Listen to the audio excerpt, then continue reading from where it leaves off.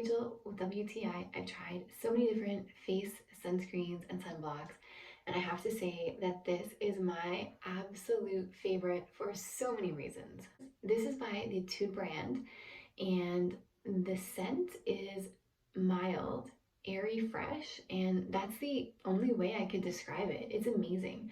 I would buy this if it wasn't even an SPF. If I could just have this cream that smelled like this, that would be amazing. I don't like scented things. I don't like scented things, especially on my face. Most sunblocks absolutely irritate my face.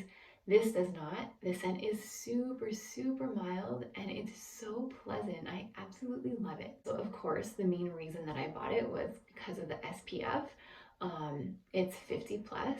I love that it doesn't feel sticky, shiny. It feels like I have nothing on, and it is great when it's hot out. It doesn't like leak into my eyes if I'm sweating.